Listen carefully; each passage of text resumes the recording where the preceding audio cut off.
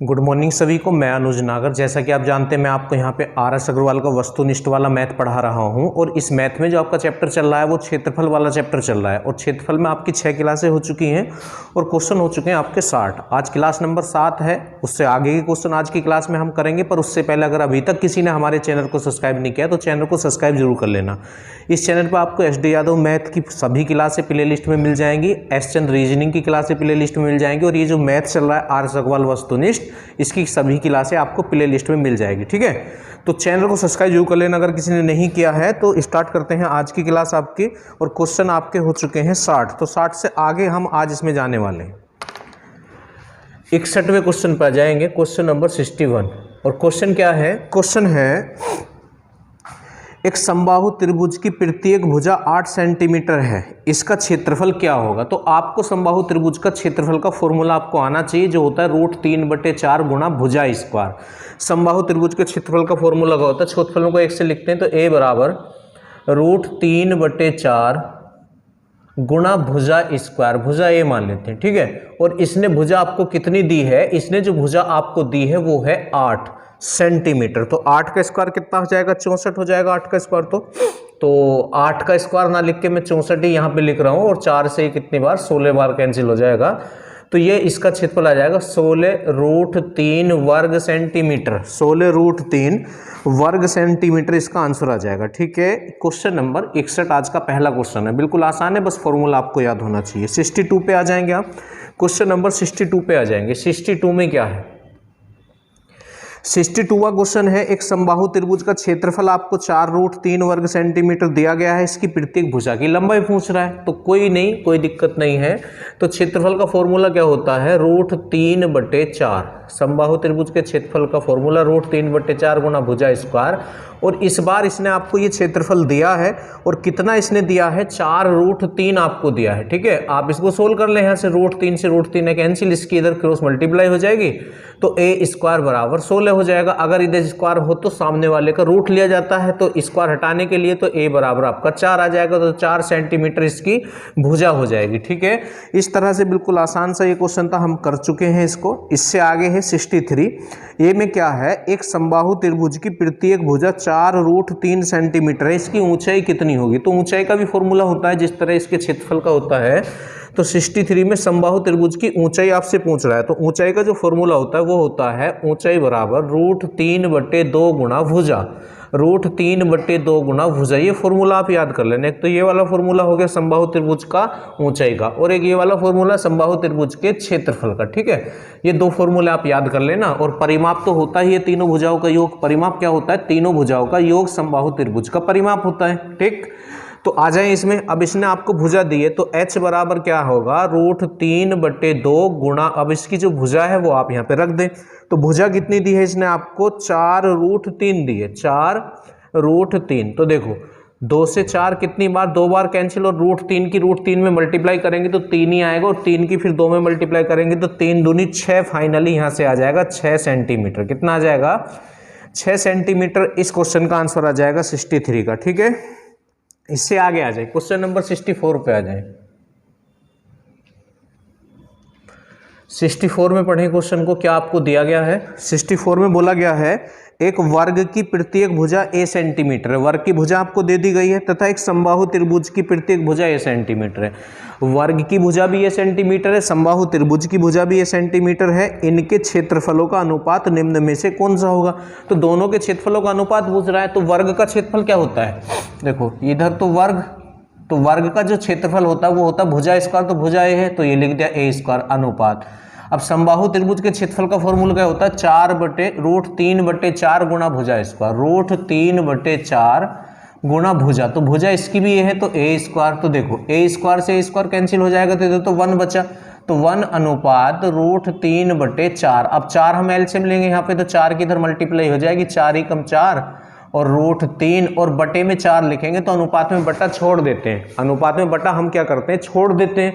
तो इसका जो अनुपात आ जाएगा क्षेत्रफलों का दोनों का 4:√3 आ जाएगा 64 का। ठीक है, इससे आगे बढ़ जाए 65 पे आ जाए। Question number 65। अब 65 में क्या है?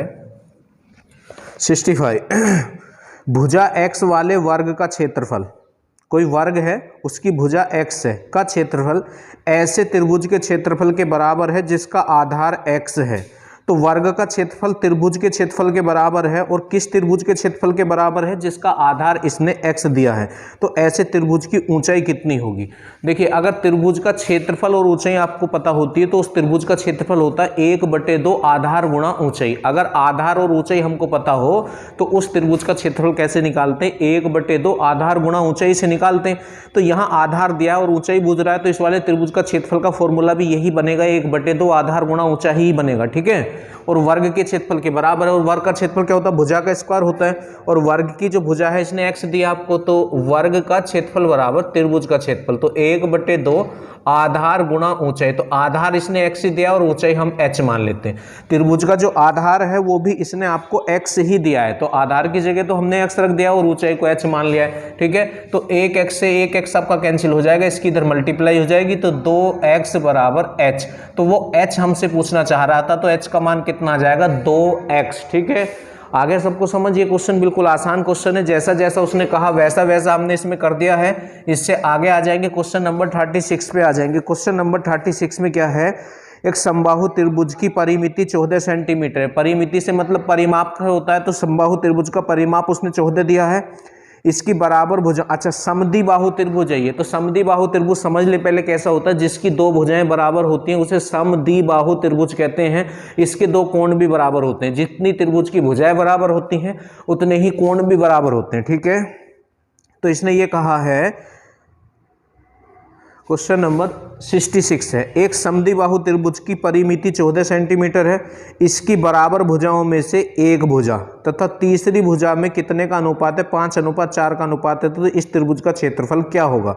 देखो मैं आपको बताता हूं, इसने हमें किस चीज का अनुपात दिया है। ये एक समद्विबाहु त्रिभुज है। देखो,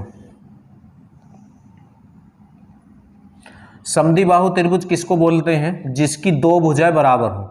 तो ये वाली भुजा ए है, ये वाली भुजा ए है और ये वाली भुजा बी है। ये है ऐसा एक समद्विबाहु त्रिभुज जिसकी ये और ये वाली भुजा बराबर है। तो इसने हमको अनुपात को क्या दिया है? एक तो बराबर वाली भुजा दी है और एक ये इनसे अलग है ये वाली भुजा का, इसने आपको अनुपात दिया है। तो हम लिख लेते हैं a/b, इसने हमको दे दिया।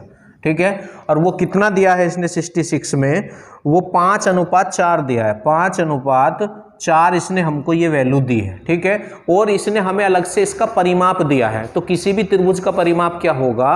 परिमाप किसको कहते हैं? चारों ओर की माप को कहते हैं। तो त्रिभुज का परिमाप होगा तीनों भुजाओं का योग, तीनों भुजाओं का योग। तो इसकी एक भुजा तो ये हो जाएगी, तो a, और एक ये हो जाएगी a, तो 2a + b, 2a + b इसका परिमाप होगा।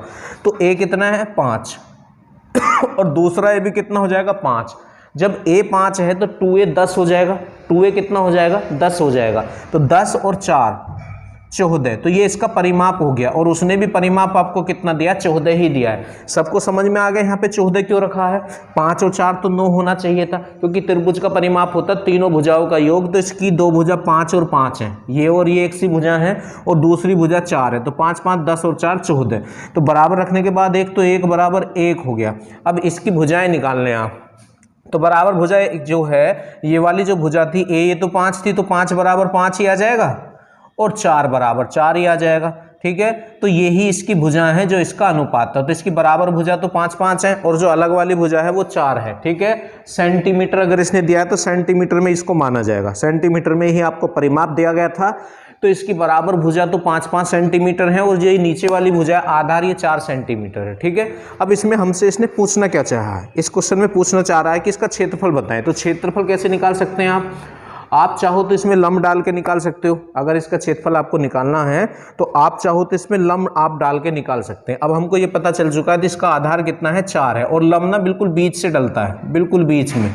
तो यहाँ से यहाँ तक 4 है, तो यहाँ से यहाँ तक ये 2 हो जाएगा, a b c, इसे आप d मान लें। ठीक है, तो यहाँ से यहाँ तक 2 और यहाँ से यहाँ तक 2 हो जाएगा। ठीक, अब देखो ये एक 90 डिग्री का एंगल होता है। ठीक, और 90 अंश के सामने की भुजा को कर्ण कहते हैं। तो ये भी कितनी है? इसकी 5 है। ठीक है, और ये कितनी, ये वाली लेंथ कितनी है इसकी 2 है। तो कर्ण पता है, आधार पता, ऊंचाई निकाल लो, फिर 1/2 आधार गुणा ऊंचाई से इसका क्षेत्रफल निकाल देंगे हम। तो पाइथागोरस की फिर में मैंने पहले भी आपको बताया होगा, कर्ण का वर्ग बराबर लंब का वर्ग प्लस आधार का वर्ग होता है। तो शॉर्टकट आप ऐसे निकालें, कर्ण का वर्ग कितना है 5 और 5 का वर्ग 25 हो जाएगा, और आधार कितना है 2, तो 2 का वर्ग 4 हो जाएगा। तो कर्ण इधर होगा और आधार उधर होगा, तो 4, 2 का वर्ग 4 इसमें से आके माइनस हो जाएगा। तो 25 में से आप जब 4 माइनस करेंगे तो कितना आपका बच जाएगा, 21 बच जाएगा। चलो निकाल के दिखा देता हूं आपको। यहाँ पे कर्ण का वर्ग 5 का वर्ग प्लस आधार का वर्ग तो 2 का वर्ग और प्लस लंब या ऊंचाई कह सकते हैं। कर्ण का वर्ग बराबर लंब का वर्ग ये आप होगा प्लस आधार का वर्ग होता है। ठीक है, तो लंब आपका कितना हो जाएगा, AD का वर्ग। ठीक है, चलिएगा, तो 25 और ये कितना हो जाएगा आपका 4 हो जाएगा प्लस AD का स्क्वायर हो जाएगा। तो ये इधर आके इसमें से माइनस हो जाएगा, तो AD का स्क्वायर बराबर कितना बचेगा, 25 में से 4 गए तो 21 बचेगा। अब इस पे से स्क्वायर हटाना हो तो सामने वाले का रूट लेते हैं, तो AD बराबर कितना आ गया, √21 आ गया। ठीक है, तो ये जो इसकी हाइट है ये कितनी आ चुकी है, √21 आ चुकी है। ठीक है, अब देखो इस त्रिभुज का हमें आधार पता है और ऊंचाई पता है, यहाँ से यहाँ तक 2 और यहाँ से यहाँ तक 2, तो इसका आधार तो 4 है और ऊंचाई कितनी है इसकी, √21 इसकी ऊंचाई है। और जब किसी भी त्रिभुज का हमें आधार और ऊंचाई पता हो और उसका क्षेत्रफल निकालना हो तो 1/2 आधार गुणा ऊंचाई से निकालते हैं। 1/2 आधार गुणा ऊंचाई से, तो क्षेत्रफल बराबर हो जाएगा 1/2 आधार गुणा ऊंचाई। ठीक है, 1/2 आधार गुणा ऊंचाई, तो 1/2। अब इसका आधार कितना हो जाएगा 4 और ऊंचाई हमने अभी निकाली है जस्ट √21। ठीक है, तो ये लीजिए, तो 2 से ये कितनी बार, 2 बार कैंसिल, तो इसका क्षेत्रफल आ जाएगा 2√21 वर्ग सेंटीमीटर। 2√21 वर्ग सेंटीमीटर इसका आंसर आ जाएगा क्वेश्चन नंबर 66 का। तो इस तरह आप इस क्वेश्चन को कर सकते हैं। ठीक, इससे आगे बढ़ते हैं, 67 को हम करेंगे यहाँ पे सोल्व। क्वेश्चन नंबर 67 पे आ जाए, ये लीजिए 67। इसमें क्या बोला जा रहा है, एक समकोण त्रिभुज का क्षेत्रफल 30 वर्ग सेंटीमीटर दिया। समकोण त्रिभुज कैसे त्रिभुज को कहते हैं, जिसमें एक एंगल 90 डिग्री का होता है, उसको समकोण बोला जाता है। इसके कर्ण की लंबाई 13 सेंटीमीटर है, तो सबसे छोटी भुजा की लंबाई क्या होगी। देखो इसने क्या दिया आपको, एक समकोण त्रिभुज है, इस तरह से होता है समकोण त्रिभुज, एक कोण 90 डिग्री का होता है। ठीक है, ये तो ये 90 डिग्री है और इसके कर्ण की लंबाई इसने आपको दी है। कर्ण कितना दिया है इसका, 13 सेंटीमीटर दिया। कर्ण कितना दिया, 13 सेंटीमीटर दिया। अब देखो समकोण त्रिभुज में भी इसे ऊंचाई मानते और इसे आधार मानते और ये कर्ण आपका है ही, है ना। अब इसने एक चीज और आपको दे दी है, इसमें इसने क्षेत्रफल और दे दिया। तो समकोण त्रिभुज का क्षेत्रफल होता है 1/2 आधार गुणा ऊंचाई होता है, 1/2 आधार गुणा ऊंचाई। तो थोड़ा सा ऑप्शन से अगर हेल्प करके इस क्वेश्चन को करोगे तो छोटा हो जाएगा। समकोण त्रिभुज का क्षेत्रफल दिया है इसने 30 और क्षेत्रफल बराबर होता है 1/2 आधार गुणा ऊंचाई। ठीक है, आधार गुणा ऊंचाई। ठीक, आप इसके नाम लिख सकते हैं A, B और C। ठीक, तो ये आधार कितना हो जाएगा, चलो लिख देते हैं, इसकी 30 इधर मल्टीप्लाई कर दो तो 60 बराबर कितना हो जाएगा, आधार तो इसका BC हो जाएगा और ऊंचाई AB हो जाएगी। ठीक है, अब इसमें से इसने आपसे क्या पूछना है, इसने आपसे पूछना है कि सबसे छोटी भुजा क्या है। अब हमें नहीं पता कि BC छोटा है या AB छोटा है, तो उसका पता कैसे चलेगा। हमारे पास कर्ण है और पाइथागोरस की पिन में क्या होती है, कर्ण का वर्ग बराबर लंब का वर्ग प्लस आधार का वर्ग होता है। देखो पाइथागोरस जो पिन में हमारी होती है वो कर्ण का वर्ग बराबर लंब का वर्ग प्लस आधार का वर्ग। AD कहाँ से लिख दिया, ये AB है, ये AB लंब का वर्ग प्लस आधार का वर्ग, आधार हो जाएगा BC, ये होता है। अब ये कितना है, 169 है, कितना है 169 है। अब हमें ना तो AB पता ना BC पता, पर AB और BC का गुणनफल पता है। AB और BC का गुणनफल कितना है, 60 है। ठीक है, अब इनमें से एक छोटा और एक बड़ा जरूर है और वो ऑप्शन में जरूर है, वो ऑप्शन में जरूर है ना। तो हमको क्या करना होगा, जैसे इसका पहला ऑप्शन क्या है, इसका पहला ऑप्शन है 4। अगर हम छोटी भुजा 4 मान लें, ठीक है, इनमें से चलो ये मान लेते हैं, ये छोटी भुजा, इसको हमने 4 मान लिया, तो AB तो यही है अब 4 अगर ये हो जाता है हमारा, तो इसको अगर हम इधर लाएंगे तो ये इसको डिवाइड ही करेगा, क्योंकि गुणा वाला इधर बटे में ही आता है। तो 4 से कितनी बार कैंसिल हो जाएगा, 15 बार, है ना। तो यहां से अगर हम BC 4 सेंटीमीटर मानेंगे तो AB कितना हो जाएगा, 15। AB कितना हो जाएगा, 15। अब कैसे पता चले कि यही हमने सही माना है या गलत माना है, यहां वैल्यू रख लो। BC आपने 4 माना तो 4 का वर्ग तो 16 हो जाएगा, और फिर AB ऑटोमेटिक कितना हो जाएगा, 15 हो जाएगा, क्योंकि 15 चौका 60, 15 चौका 60 हो जाएगा, ठीक है। और 15 का वर्ग 225 होता है। अब 225 और अगर 16 को जोड़ेंगे तो 169 आने का नहीं है, ज्यादा आ जाएगा, ऑलरेडी 225 ही ज्यादा है, तो पहला ऑप्शन इसका आंसर नहीं है। सपोज करो दूसरा ऑप्शन क्या है इसका, 5 है। कितना है, 5। तो हमने एक भुजा छोटी वाली 5 मान ली। अब 5 से आप इसे डिवाइड करेंगे तो 12 आएगा, तो ये भुजा 12 आ जाएगी, 12 पंजे 60। अब चेक करो, अब अगर BC आपने 5 मानी तो 5 का वर्ग तो 25 हो जाएगा, ठीक है। और AB कितनी बची, फिर 12 का वर्ग 144 हो जाएगा। तो आप इन दोनों को जोड़ के देखो कितना आ रहा है, तो 169 ही आ रहा है, और 169 बराबर 169। तो इसका मतलब छोटी वाली जो भुजा है वो 5 है। कितनी है, 5 है इसकी छोटी वाली भुजा। इस तरह आप इसको आसानी से कर सकते हैं। तो इस क्वेश्चन का जो आंसर बनेगा वो 5 सेंटीमीटर बन जाएगा। कितना बन जाएगा, 5 सेंटीमीटर, ठीक है। तो इस तरह क्वेश्चन को आप कर सकते हैं ऑप्शन की हेल्प से, ठीक। तो ये क्वेश्चन कौन सा था आपका, ये क्वेश्चन नंबर था 67। चलो इससे आगे चलते हैं, 68 पे आ जाओ।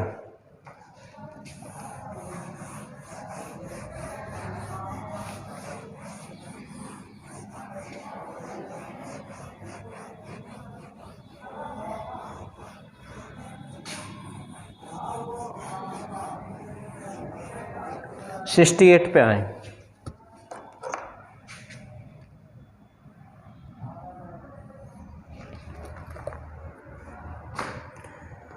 सिक्सटी 68 है, एक त्रिभुजाकार खेत की भुजाएं क्रम से 20 मीटर, 21 मीटर तथा 29 मीटर है। देखो तीनों भुजाएं अलग हैं, तो ये त्रिभुज कैसा होता है, जिसकी तीनों भुजाएं अलग होती हैं, वो त्रिभुज होता है विषम बाहु त्रिभुज। विषम का मतलब समान ना होना। तो सारी भुजाएं इसकी अलग अलग हैं, 20 है, 21 है, 29 है। इस खेत में 13 रुपये 50 पैसे प्रति वर्ग मीटर की दर से फसल काटने का खर्च कितना होगा। तो खर्च पूछ रहा है, तो इसके लिए आपको क्या करना पड़ेगा, क्षेत्रफल निकालना पड़ेगा, और फिर क्षेत्रफल जितना आएगा उसमें 13.5 रुपये की मल्टीप्लाई कर दो तो खर्च आ जाएगा। अब ये है विषम बाहु त्रिभुज, और विषम बाहु त्रिभुज का क्षेत्रफल क्या होता है मैं आपको बताता हूँ। विषम बाहु त्रिभुज का जो क्षेत्रफल है वो होता है अंडर रूट के अंदर S into S minus A, पहली भुजा है, S माइनस B और S माइनस C, ठीक है। तो ये जो A है और B है और C है, ये तो हो जाएंगी त्रिभुज की भुजाएं जो विषम बाहु त्रिभुज है, A B C, और S होता है परिमाप। S क्या होता है, परिमाप। तो ये S कैसे निकलता है, S भी हमको निकालना होता है, अर्ध परिमाप होता है ये। S बराबर A plus B plus C, ये अर्ध परिमाप होता है बटे 2, ठीक है। इस तरह से निकालना होता है। तो पहले आपको S की वैल्यू निकालनी होगी यहाँ से।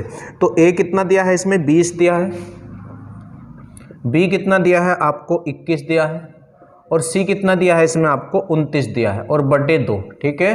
तो यहाँ से पहले आप S निकाल लेंगे, तो 9 और 1 10 और 1 कितना हो जाएगा, ये 11 हो जाएगा यहाँ पे, ठीक। अच्छा ये गलत रख दिया मैंने, 21 ही रख दिया है शुरू में भी, यहाँ 20 है, यहाँ कितना है 20 है, ठीक है। तो 9 और 1 10 तो 0 हो गया। अब 2 2 4 2 6 और 1 7, तो 70 बटे 2 तो बराबर कितना 35। तो S का मान कितना आ चुका है, S का मान है 35। S का मान कितना है 35। अब ABC हमें पता है, क्षेत्रफल निकाल दो, तो वो लिख रहा फॉर्मूला। तो A बराबर क्या होगा अंडर रूट S। तो S कितना है 35 है, और ध्यान देखो कोई निशान नहीं तो गुणा।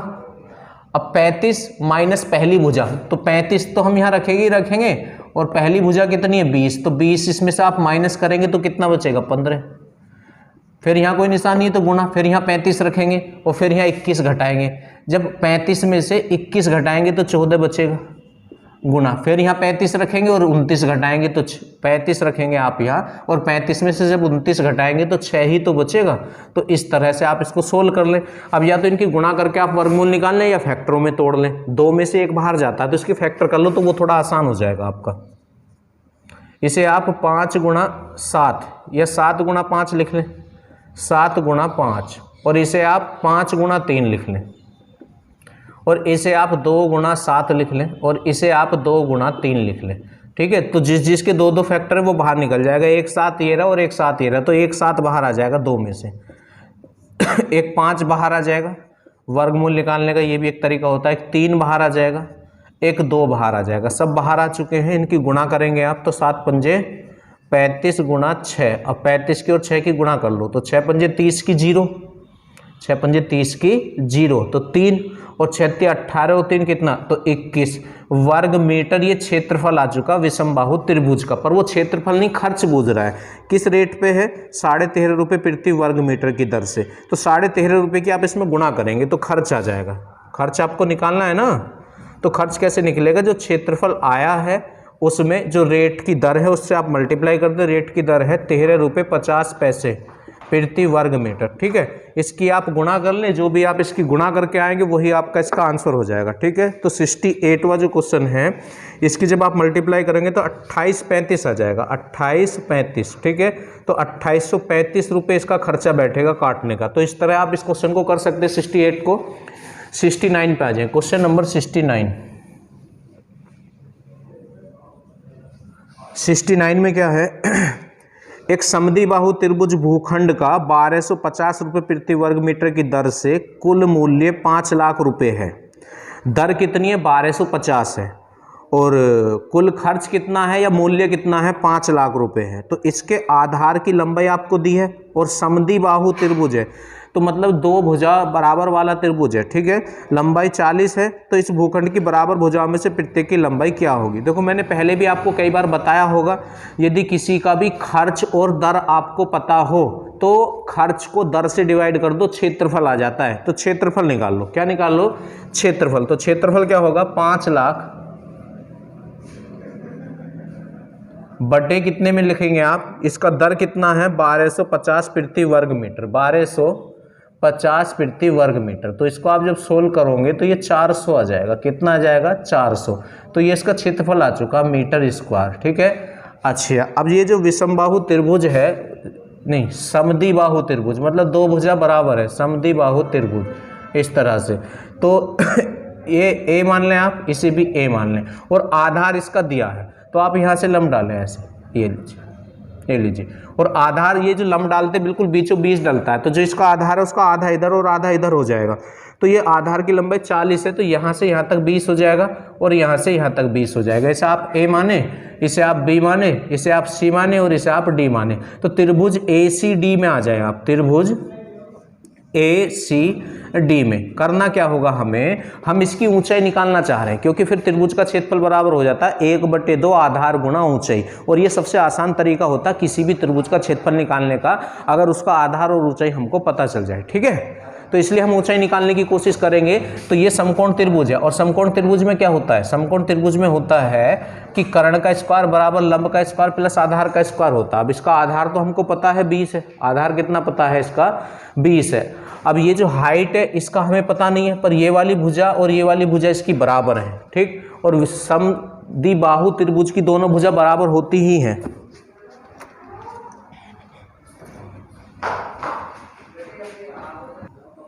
तो इस क्वेश्चन को आप ऐसे कर लें, इसका जो क्षेत्रफल है, ये क्षेत्रफल जो है ये पूरे वाले त्रिभुज का है, ए बी डी का है, वो कितना है? 400। तो त्रिभुज का क्षेत्रफल रख लें आप। तो त्रिभुज का क्षेत्रफल 400 बराबर क्या होता है? किसी भी त्रिभुज का अगर आधार और ऊंचाई पता होती है तो 1/2 आधार, तो आधार कितना है इसका? यहाँ से यहाँ तक 20 और 20 40, 1/2 आधार गुणा ऊंचाई। तो यहाँ से हम हाइट निकाल लेंगे, फिर कोई दिक्कत हमको नहीं होने की इसमें, ठीक है। तो करना क्या होगा? इससे कितनी बार कैंसिल हो रहा है? 20 बार। अब 0 से 0 तो ये h कितना आ जाएगा हमारा? ये जो इस 2 है, इस 2 से ये 40, 20 बार कैंसिल हो जाएगा। तो ये हाइट हमारी 20 आ चुकी है। अब वो बराबर भुजा वाली हमसे पूछना चाह रहा है, तो चाहो तो इसको निकाल दो, चाहो इसको निकाल दो, दोनों एक सी हैं। तो इस वाले त्रिभुज में देख ले, ए सी डी में पाइथागोरस लगा दें आप, और ये कर्ण है इसका। तो ए डी मतलब कर्ण का स्क्वायर बराबर लंब का स्क्वायर मतलब ए सी तो 20 का स्क्वायर प्लस इसमें आधार यहीं तक लिया जाएगा, ये त्रिभुज है ये। तो आधार जो है आपका DC है तो वो भी 20 है तो 20 का स्क्वायर, ठीक है। तो AD का स्क्वायर बराबर, तो 20 का स्क्वायर कितना होता है? 400 प्लस 20 का स्क्वायर कितना होता है? 400, ठीक है। तो AD का स्क्वायर बराबर कितना हो गया आपका? 800 हो गया, ठीक। अब आपको क्या करना है? इस पे से स्क्वायर हटाएंगे तो सामने वाले पे रूट जाता है, तो ये क्या हो जाएगा? तो AD बराबर क्या हो जाएगा? √800। अब 800 को आप क्या लिख सकते हो? एक ऐसे फैक्टर में लिख ले जो पूर्ण वर्ग हो, तो 400 गुणा 2 लिख सकते हैं आप इसको, तो लिख दें 400 गुणा 2 हमने इसको लिख दिया, तो 400 तो 20 का वर्ग होता है, तो 20√2 यहाँ से AD आ गया। तो ये बराबर भुजाई आपसे पूछ रहा था, तो बराबर भुजा कितनी आ जाएगी इसकी 20√2 मीटर इसका आंसर हो जाएगा। ठीक है 20√2 मीटर इसका आंसर हो जाएगा क्वेश्चन नंबर 69 का। ठीक है 70 पे आ जाए, 70वां क्वेश्चन, आज की वीडियो का लास्ट क्वेश्चन ये होगा।